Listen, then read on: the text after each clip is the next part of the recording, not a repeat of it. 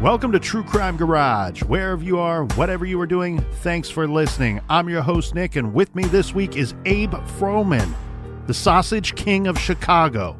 No, it's not. It's the Captain. Well, they called me the Sausage King in high school, so it's good to be seen and it's good to see you. Thanks for listening. Thanks for telling a friend.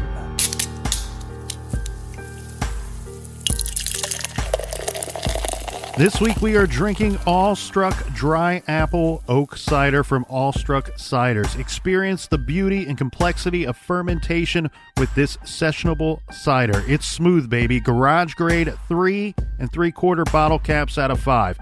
And today we opened the fridge and we didn't have to break down and cry because of these good buddies right here. First up, a big thanks to Yu Chin from CC Central, New York. And a big cheers to Josephine in Brisbane, Australia.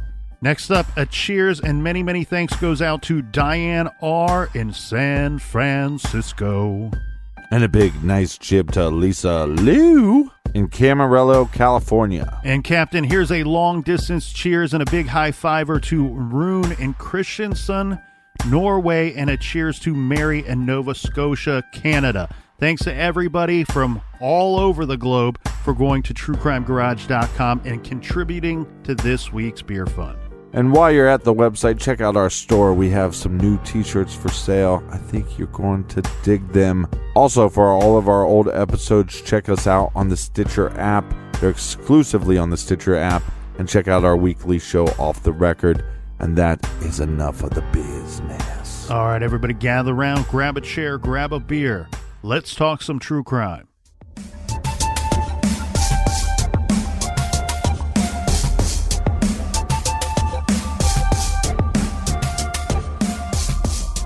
On the morning of June 30th, 2011, police located the body of Lauren Giddings. They located her torso.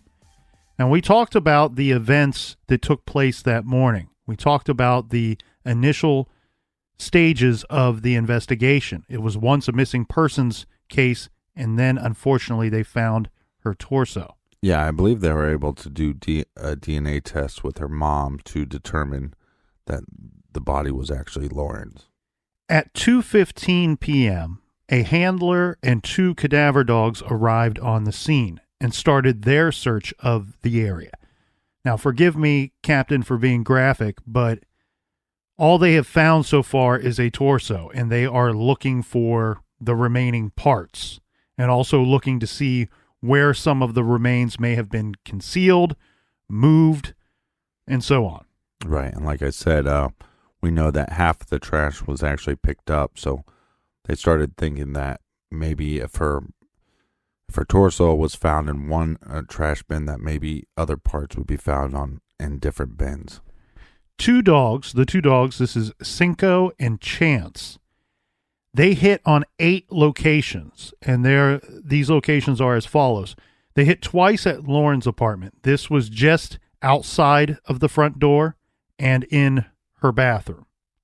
They hit twice in the vacant apartment, which was located immediately below Lauren's apartment, alerting in the living room and in the bathroom. The dogs alerted at Stephen McDaniel's front door and in his bedroom. They alerted at the apartment complex's laundry room in 2 places, once at the front door and then again inside this laundry room as well. So they walked these dogs all over the property for the apartment complex. They only hit in 8 locations. And of importance, obviously they hit in her apartment, but they hit in Stephen's apartment. They hit in the apartment below her, which was vacant. Nobody was living in there. Mm-hmm. And then they hit in the apartment complex laundry room. Now, police, because of this, they want to seriously interview Stephen McDaniel. He is now coming into the spotlight, let's say, and emerging as a interesting suspect at this time. If anybody wants to, you can go to YouTube and there is a, what is it, Captain? About a 2-hour long video Yeah. where it's very grainy and the audio quality is very poor. Yeah, we thought about playing some of it here, but the audio is not great. It's an interesting video to watch because it is Stephen McDaniel being interviewed or interrogated, questioned, whatever you want to call it, by detectives at the Detective Bureau. One of the first things that is said by the detective is, Stephen, put your hands on the table. So let's just call it an interrogation. Well, and you know what? And I love the South. I love how people talk in the South. And he says, I don't know the detective's name, so forgive me. He says, "Now put your hands on the table for me, son." Yeah. And he calls him son a few times, and he says, "Now look at me when I'm talking to you, boy." Yeah, I like to use the boy term. And where I might sound aggressive there, he doesn't come off to me as being aggressive. He comes off as being authoritative, but he also kind of like he's trying to be Steven's friend at times. He even says to him at one point, "We are friends. Right. You and Lauren are friends. We need to know what happened to your friend. I'm asking you for help. Can you help me?" Right. And this whole time, you heard Steven talk in those interviews. He's not talking like that when he's at the Detective Bureau, when he's being questioned. Ask me a question, I'll answer it like him. Okay. When was the last time you saw Lauren? I don't know. Have you ever seen Lauren wearing this dress? I'm showing you a picture of her in a dress. No. Does Lauren have a boyfriend? Yes. Did you think you were Lauren's boyfriend? No. What are you doing with guns in your apartment, Stephen? I don't know. Why do you have them? I don't know. Yeah, his answer was to have them because they kept asking him. They're like, "Have you ever fired a gun?" And he's like, "No, I've never fired a gun." They're like, "Well, then why do you have 3 firearms?" Yeah. And he doesn't say like protection or anything like that like he's kind of talking about in his on-camera interview with the local news. He just simply says to have them. Yeah, if you have a sword and you said to me, have you ever used a sword? No, I haven't. Why do you have it? To have it? That makes sense. Yeah. Why do you have a gun? To have it? Have you ever shot a gun? No, but I decided to buy 3 of them. He did say at one time he was a collector of swords. Yeah. So for the samurai sword, which it's like a cheap knockoff. It's not one of these $500, $600, $700 jobs. But right. But that's why I don't find it that odd. Because people collect swords. People collect swords. Yeah, and people collect guns as well, but that's not the answer he provides regarding the guns. Right, but most people that collect guns actually shoot those guns. Yeah, yes, they do. Use those guns. They usually shoot them. The important thing here in throughout the course of these, he's doing multiple interviews, multiple questioning periods with the police and detectives throughout the day and well into the night. The what we were just referencing, I believe, takes place at about 11 p.m. or just before midnight. Yeah. And as said, the video that you can find online is 2 hours long. I don't know if that's the entirety of the actual questioning. I think there was probably more out there, but right. And I just want to point out again, here's an individual, Stephen, where he's cooperative with the police initially, then hesitant to let them in his apartment.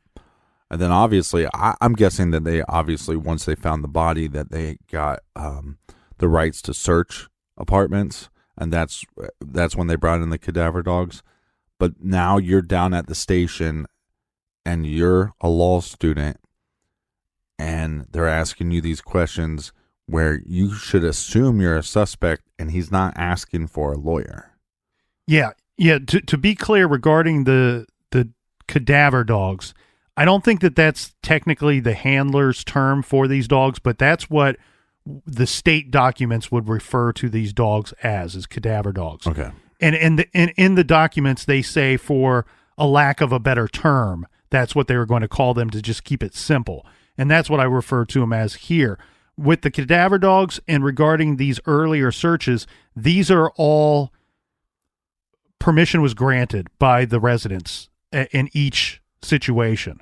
So they haven't, got the legal channels involved yet for search warrants and to just really scour the area. Well, these are like you said, it goes along with now he's at the detective bureau, Stephen McDaniel, 26 years old, and he's not asking for an attorney. Mm-hmm. He was very helpful and very vocal to the local news when he did the interview, but now when he's at the detective bureau, there's a transformation there, and it's physical and it's audible. He looks like a damn zombie by the time that he's being questioned at the detective bureau, and he sounds like, or is trying to sound like, a scared little boy.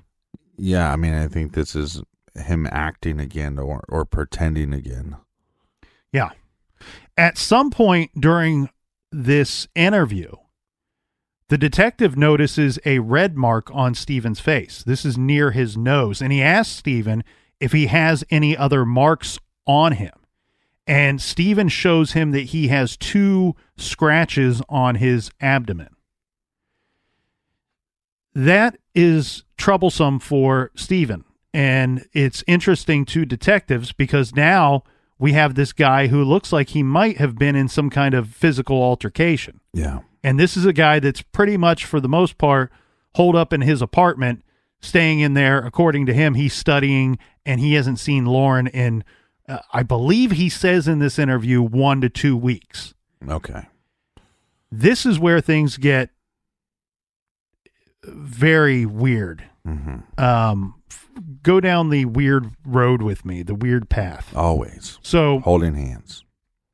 Police found in his apartment, in Stephen's apartment, they found 4 condoms.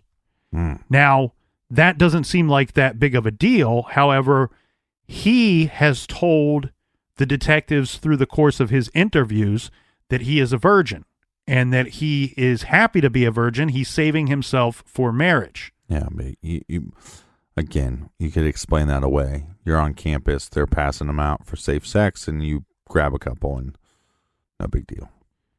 But he doesn't do that. Mm-hmm. So they push him. They push him and push him and push him, and they want to know if you are saving yourself, if you have no intention to have sexual intercourse, why do you need condoms? Why do you have them in your possession? Eventually, he explains that the condoms he stole from people. So 2 of the condoms he stole from his sister, and I don't know when that went down, but the other 2, we have a better idea because he tells the police that he stole condoms from 2 of the apartments in his apartment complex. Mm-hmm. So Stephen admits to the officer that he entered 2 different apartments. One apartment he entered on December 26th of 2008, and the other one on January 31st, 2009. And each time he stole a condom from each of the apartments. Now, is he saying he broke into them or he just entered them? I'm a little unclear on that. But either the way, wording in the report says that he entered. Mm-hmm. Now they're going to consider this as a breaking and entering.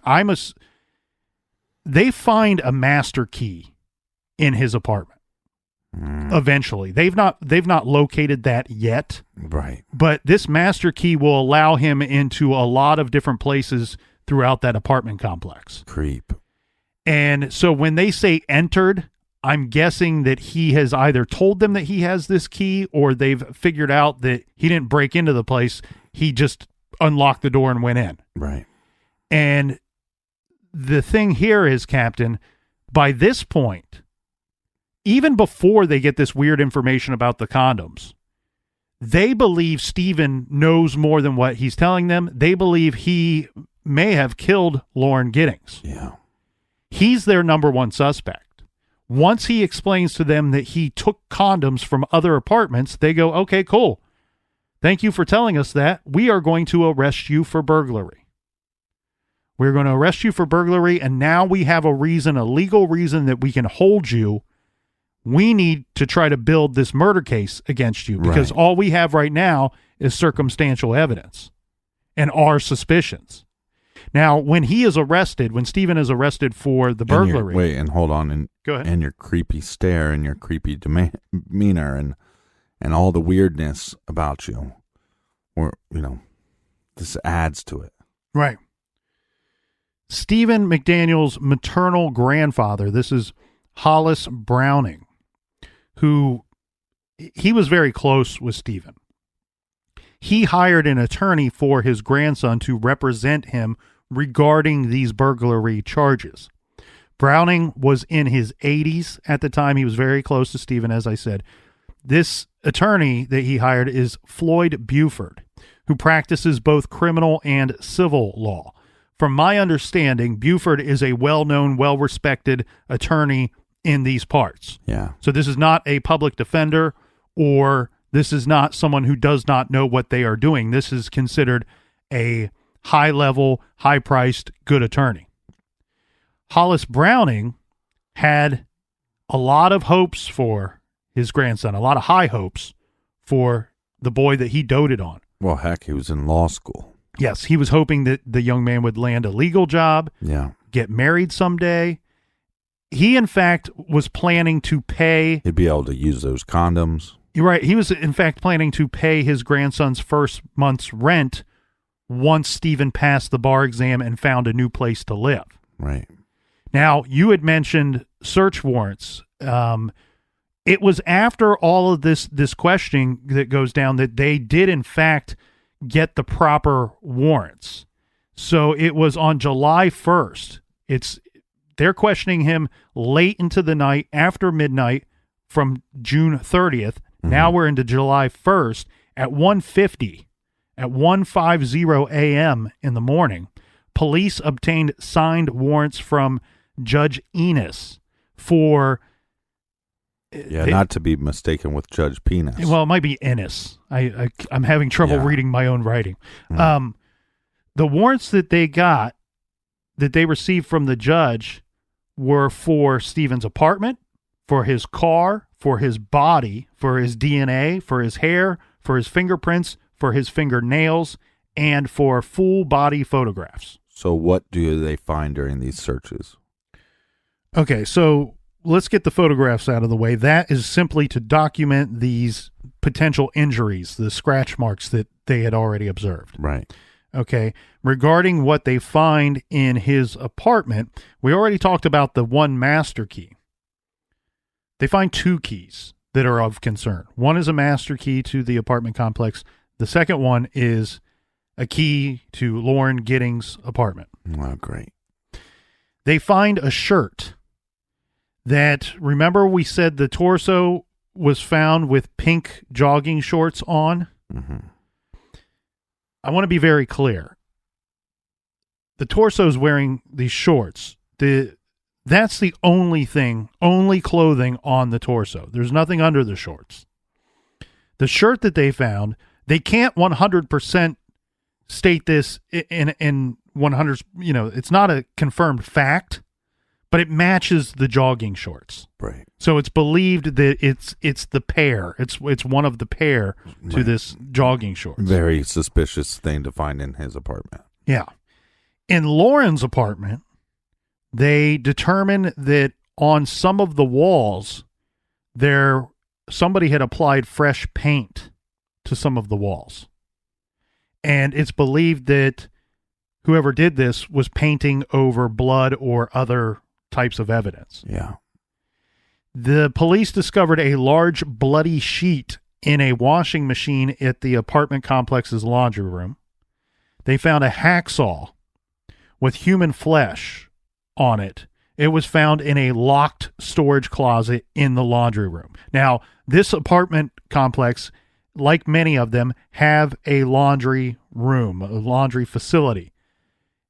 To be clear, everybody that lives there has access to this room. Right. What everyone does not have access to is this locked storage closet. The master key found in Stephen's apartment will open that closet. But the master key that he has would be the same as you would expect to find on the landlord's keychain or the maintenance man's keychain. So a few people do have access to this storage closet. Right. It's a limited few, and we can prove that Stephen McDaniel, right, has access to that closet because of the key. They also found a large cooler near the front door of Stephen's apartment. They don't go into detail with this cooler. I'm guessing they may suspect that remains may have been in this cooler at one point. Mm-hmm. They found a foam cup with the name Lauren written on it inside his apartment. Now, Stephen owned a Geo Prism. That's like a small vehicle, small car. The police found what they believed to be bloodstains on the front and rear seats of this car. Now, on the torso itself, when the torso was located inside the trash bag, inside that trash can, on the apartment complex's property, they found some hairs on the torso. Some of them would have been consistent with Lauren Giddings' hair. Mm-hmm. She had long blonde hair. Some of these hairs were consistent with Stephen McDaniel's hair. He has, as we described, like brown, kind of a white boy afro thing going on. Mm-hmm. He's got longer hair. They also found hairs similar to this inside his apartment as well. We've never received confirmation that I could find that those were, in fact, his hairs. Right, but they do get confirmation that they find hairs, Lauren's hairs, on the hacksaw. Well, they determined through DNA testing that her DNA was on that hacksaw. Right. And but where did they find her hairs? Her hair was found, believed to be in the trash bag with the torso. Okay. Again, there's never been confirmation on where those hairs, who they came from, but that's what it states in their reports, that they believe them to, some of them to be Lauren's and some of them to be Stephen's. We just pointed out her DNA is found on that hacksaw that was found locked in a storage closet in the laundry room that Stephen had access to, that he has access to. And then even more damning, they find the packaging for this saw in his apartment. So it appears that he purchased this saw, took it out of the package, used it for something, and we know that her DNA ends up on it. He locks it up in this storage closet, and yet he forgot to throw away the packaging for the saw, which is later found in his apartment. So regarding all this information and everything that they're working on and working towards in the case that they're building against Stephen McDaniel, he's arrested, as we said, for those burglary charges, but it wouldn't be until 33 days later that prosecutors tacked on a murder charge. He was accused of murdering Lauren Giddings. Now, because of this murder charge, they're still building this case against him because they don't have a slam dunk case against Stephen McDaniel. Well, it's never a slam dunk. Right. But what further investigation would determine, they are pouring through his computer. Now, mind you, this man spent a lot of time on his computer, and he had a lot of flash drives. He had a lot of flicky drives. He had a lot of tech, let's say. He's accused of having a computer flash drive with child pornography on it because they say that they found 54 images of child pornography. Dude's a scumbag. And then on top of that, Captain, they said that they found a pair of Lauren Giddings panties in a drawer in his bedroom. Now, the very strange thing here, I mean, we're already in a weird space. Yeah. And I take great pause before I say it. Apparently, somebody took these panties and made them into a mask. Okay. That's how, yeah. I've not seen pictures, but that's how the detective describes it when he's asking Stephen about these panties. Yeah, I mean, I wear my underwear on my head every now and then when I get really drunk, but that's just to be funny. But I don't make masks out of underwear. Yeah, and they determined that these came from Lauren. They were Lauren's, and as said, the only clothing found on the torso was just a pair of shorts. Right. So their thinking is that after whatever happened, that he kept these as a souvenir, and then he turned these into a mask. Yeah. Yeah. And then I've also thought maybe if he did have access to her apartment, maybe maybe he stole them prior to June of 2011. Well, like we said, there was that email where she was saying that she thought maybe somebody broke into her apartment, but would later find out that, she mentioned to people multiple times that, she would come home and she felt like maybe somebody had been there or something had been moved, or that something was missing, but she just thought, well, maybe I misplaced it, but it was happening enough where she thought somebody was entering her apartment and messing with things. That's very Golden State Killer-ish. The Golden State Killer is reported to have entered people's homes when they weren't there and moved things to later help him perpetrate the crimes later that night or the next day. Yeah, which is different than somebody. This, to me, we know Stephen has access to her apartment. So how many times was he going in there and taking things? It seems like his How often was he going into everybody else's apartments, too? Right, with we that know of master at key. least 2 times that he's admitted to police. Yeah. And a lot of this stuff, to me, Captain, is because a lot of people have said, look, this dude he had finished law school. You can hear him talk. He's an intelligent individual. But people question, why would he have all these weird things and all this evidence that they would later collect if he, in fact, did kill her? These are people that say, well, maybe he didn't do it. And maybe some of this evidence was planted. There's a lot of evidence to plant. Well, and on top of that, I really think that I think it was just stuff he had not got around to yet. I think there were things that he would have discarded. Keep in mind, he would have been moving out at some point. Right.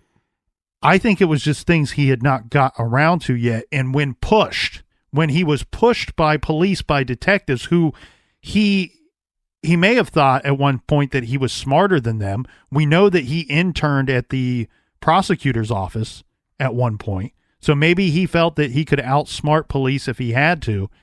But to me, it's when he's pushed back in a corner, it's almost like, well, I better give them access to something. If I don't, I'll look guilty.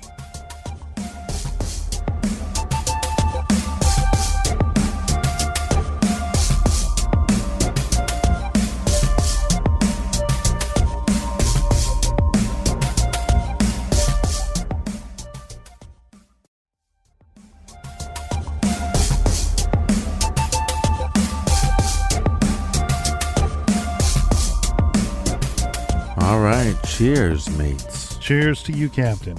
So Stephen McDaniel is going to claim he is innocent of this. He's now being charged with murder. Right. Can you imagine? We have his grandfather who probably had the best of intentions by hiring an attorney for his grandson.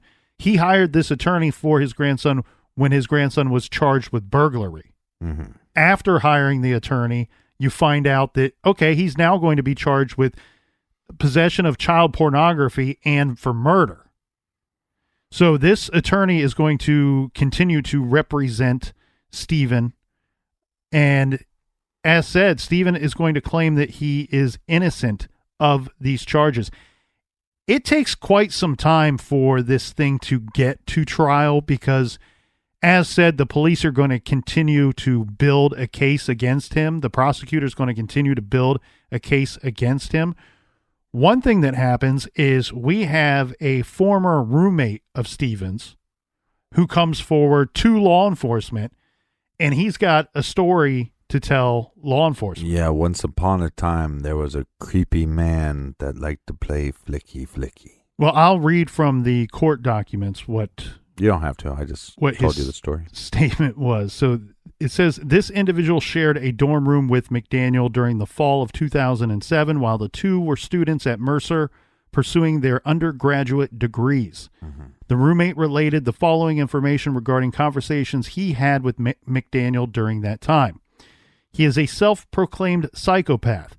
He proclaimed often that he has no conscience and was incapable of feeling emotion.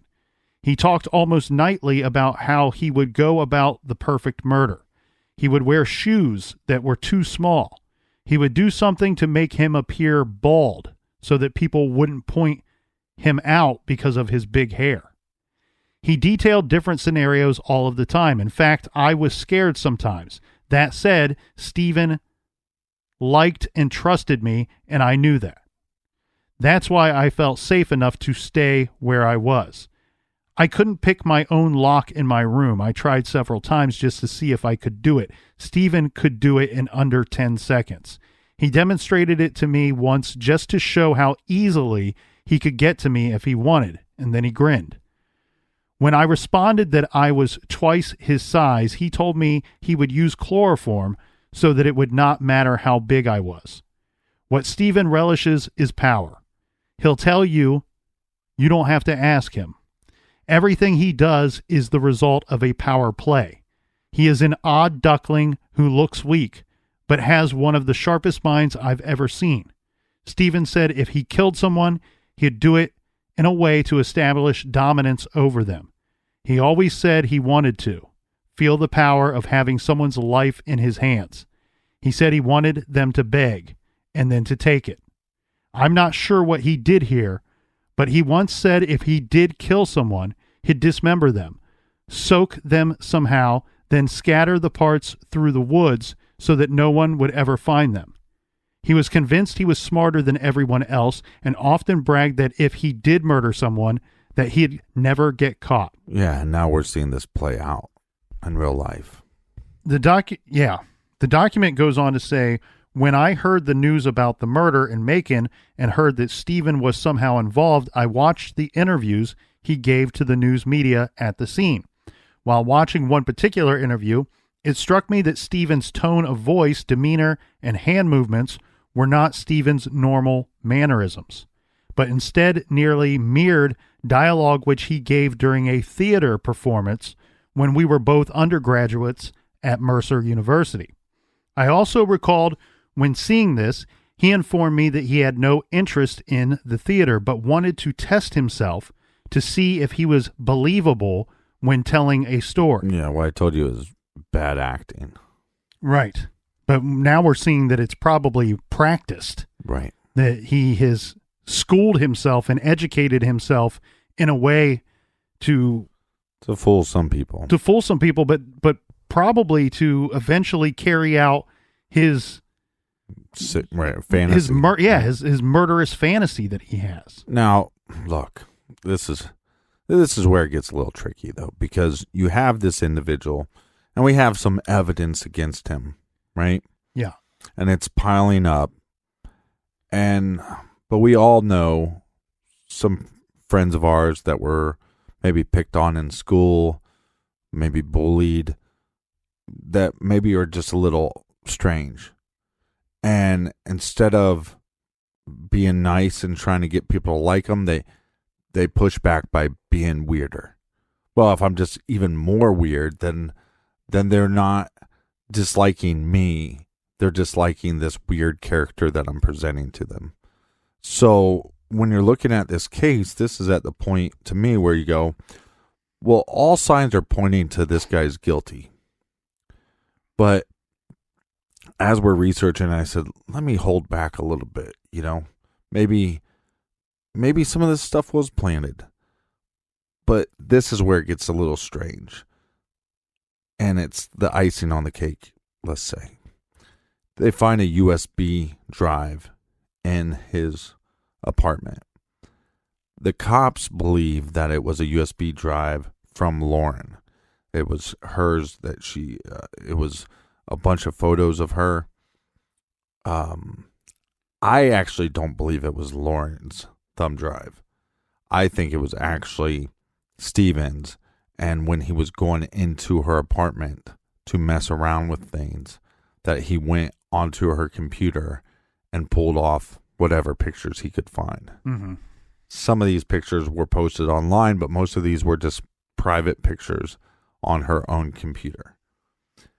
What is weird is that they were able to do search histories. So as he was looking at violent porn, he would, they were able to determine that he would watch these violent porn things and then go look at these pictures of her, and then go back to the porn and then go back to the pictures of her. Well, and a lot of this stuff is coming out at his trial. Right. You know, they've put together a case against Stephen. They carry it forward.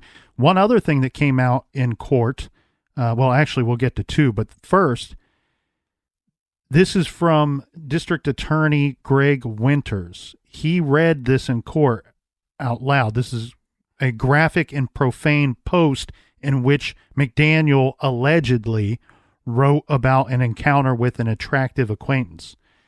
It says here, okay, party hard by drinking alone in front of my computer. See my sexy neighbor classmate come home late. She has talked to me occasionally in the past, has wanted, and this is removed and replaced with a certain piece of my anatomy, for 3 years. Invite her up for a nightcap. Make her a special drink called a Mickey Finn. She is out cold. I finally lose my V card. Oh no, she OD'd and died. I barbecue her legs and arms to celebrate losing my V card, not into organ meat, but throw her torso out. Lose it on TV while the cops are discovering her remains. You mad virgins. After the DA read this, by the time he was finished reading this, again, this is a online post, right, that is believed to have been from McDaniel. And the reason why they think that it was from McDaniel was he would often use a moniker, and I think it was something like the Sons of Liberty or Son of Liberty, something like that. And that moniker was used with this post. And also a lot of what it's describing is his situation. You know, lose it on TV while the cops are discovering her remains. Talks about having this sexy neighbor that lives next door to him. By the time that Greg Winters is done reading this, McDaniel's eyes are shut in court. Yeah. He doesn't, it's almost like he's trying to mentally get himself out of that room as this is being read. Well, I'm going to the other thing, the even more icing on the cake, or if you want to say the cherry on top. So the authorities, they did find something else, and this was through a lot of computer forensic work. Yeah. I've seen it reported two different ways, that this was either on his, they found this from a camera, or that they found this on his computer. Well, you should know. Regardless of what it was, it had been deleted, and that's why they needed the forensics to locate this. So they called in Crispy Kernel. Yeah. Well, studied computer. What they found, and this is going to really, he's at trial now, but this is really going to break the whole damn thing wide open. It's basically video clips, and I've watched some that have been released. Yeah. There's not really any audio for them, and even with the audio, you wouldn't understand what we're looking at. The video clips, you can find them online. You can see them for yourselves. They were obtained and released by the Macon Telegraph eventually. They say that these videos were taken by Stephen McDaniel the night he killed Lauren Giddings. The videos are of Lauren's apartment and were taken between the hours of 9:30 p.m. and 12:30 a.m. In court, they described this as Stephen using a camera attached to a 6-foot-long wooden stick standing beneath her second-floor apartment and videoing her. And they will go on to say, once they release this information and show this video in court, they're going to go on and say he spied on Lauren for months. Prosecutors said that Stephen McDaniel had become obsessed with Lauren, his next-door neighbor at Barrister's Hall Apartments across the street from Mercer University Law School, where they had been classmates, and that Stephen became devastated because they were both graduating and they would never see each other again. Now, court documents state a possible motive, as Lauren was beautiful and outgoing, Stephen was a loner, had no girlfriend, and because Lauren was nice to him, he became fixated on her, and at some point, he believed she should die, and he went to great lengths to try to cover it up. The showing of the video of Stephen spying on Lauren peeking through the blinds into her apartment was going to be Stephen's undoing. And because of this, he now wants a plea deal. Mm-hmm. He's going to confess to murdering his fellow classmate and next-door neighbor. A full confession was part of the deal. They were able to work out a deal. Unfortunately, her family was in court and had to hear the confession. Stephen's story was this. This is according to the Macon Telegraph. He said that at 4:30 a.m. on Sunday, he broke into, this is June 26, he broke into her apartment dressed all in black.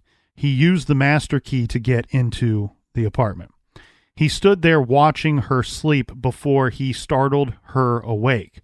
She saw him and said very calmly, "Get the fuck out." Stephen said he leaped across the bed onto her and grabbed her around the throat. They struggled and tumbled out of the bed to the floor. Her legs and lower body went under her bed, this preventing her from getting away or from kicking him. During the struggle, Lauren managed to rip the mask off of McDaniel's face. He said she recoiled in horror when she recognized him. She pleaded, "Stephen, please stop." McDaniel clenched his hands around her throat for 15 minutes until she stopped moving and then dragged her into the bathroom and placed her in the bathtub. According to his confession, he then returned to his apartment next door and spent the entire day on his computer. Then in the evening, he returned with a hacksaw and cut up her body. Said, "I removed her limbs and head, wrapped them in several black trash bags separately, and discarded them in the Mercer Law School dumpster." He said he put Lauren's torso into the apartment trash can on June 28th, 2 days before it was found. McDaniel has denied raping Lauren. He says in his writing, quote, "She was wearing the pink running shorts when she died, and I never removed them. They were found on her torso just as I had left them." In the days after the murder, McDaniel attended classes and even joined the search party. Lauren's father, Billy Giddings, told the Macon Telegraph that he believes only 1/3 of McDaniel's account, saying, quote, "He's had a long time to put it together. That's about as good as he could get it, and that's pretty horrible." He goes on to say, quote, "We just don't want him in our thoughts anymore. I hope he lives a long life in the worst possible way." During the course of his confession, McDaniel attempted to justify the murder.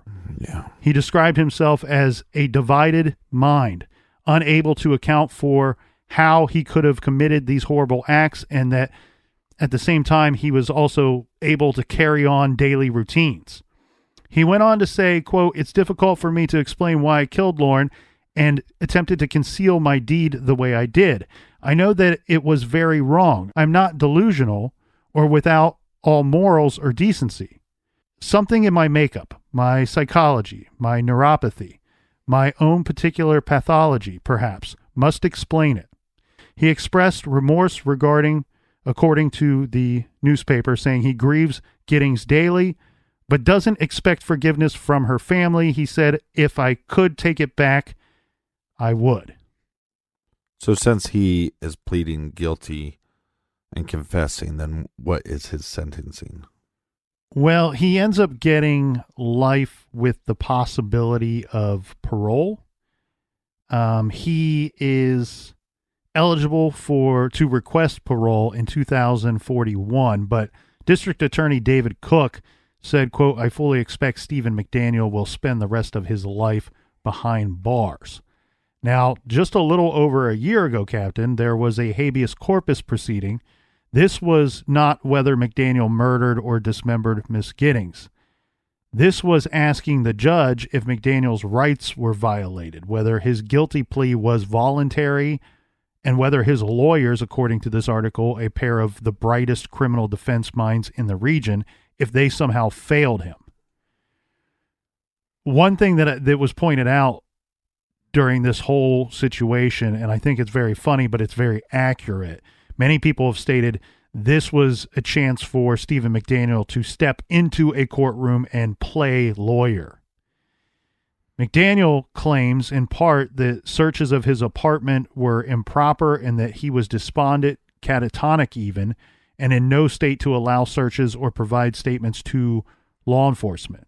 Many have said that his appeal efforts afford McDaniel something he truly craves, which is attention and the spotlight. But the truly magical moment during this whole court proceeding thing here, Captain, came late in the trial when McDaniel put his defense attorney, his one-time defense attorney, Floyd Buford, on the stand. Yeah. McDaniel asked Buford if he recalled his demeanor in their first visit at the county jail, and Buford simply replies, weird. Stephen tried to call into question Buford's representation of him. Buford said McDaniel tried to help in his own defense, but McDaniel's efforts, quote, were from a law student's perspective.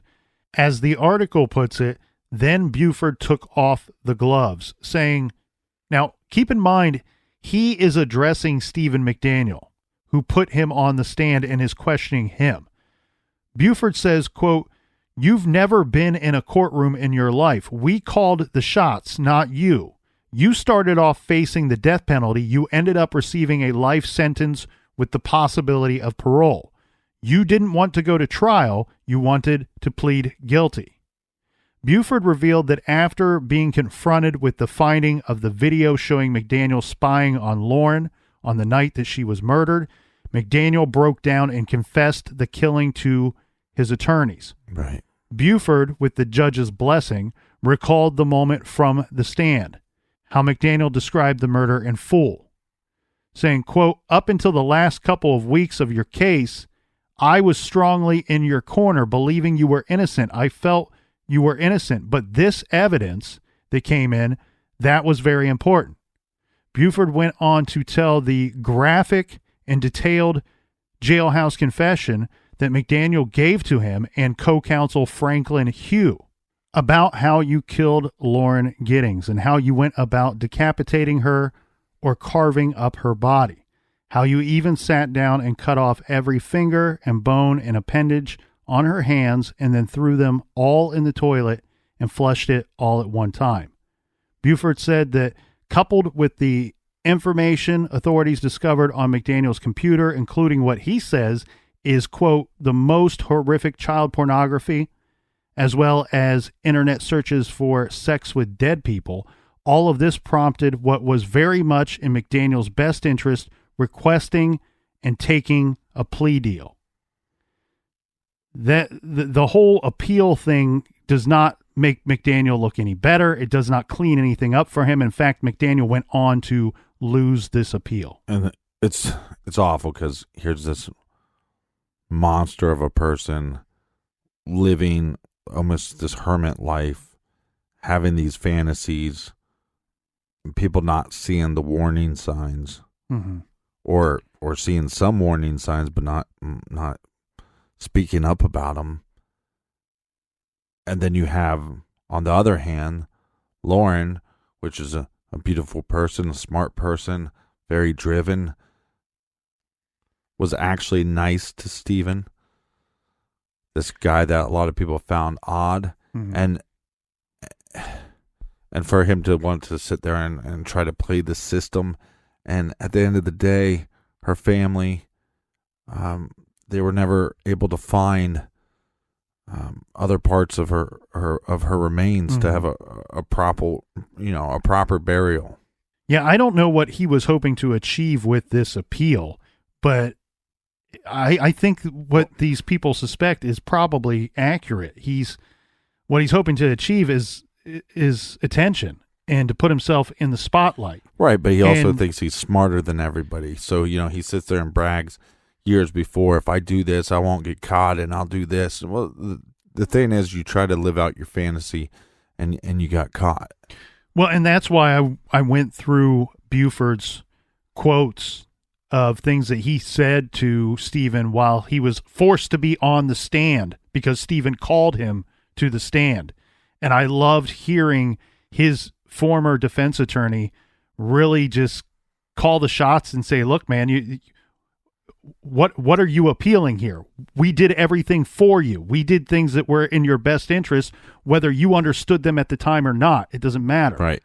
He's kind of, it's a very lengthy and roundabout way of telling Stephen, you're not smarter than me. You're not smarter than the court.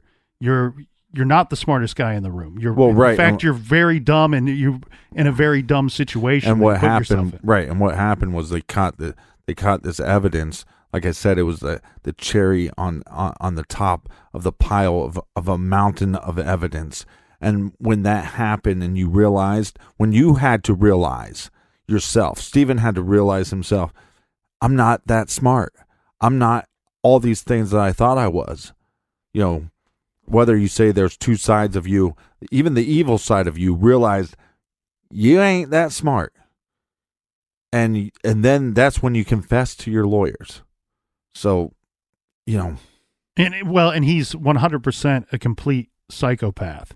And 100% piece of shit. And unfortunately, Lauren Giddings lived next door to him, was his neighbor, and was nice to him. And it's just really, truly a sad, sad story. In the past, there have been walks, there have been softball tournaments. All of these events are in Lauren's name and in her memory. There is a scholarship fund set up in Lauren's name as well. And the third annual Lauren Giddings 5K walk is Saturday, October 19th from 8:30 a.m. to 12:30 at Central City Park in Macon, Georgia.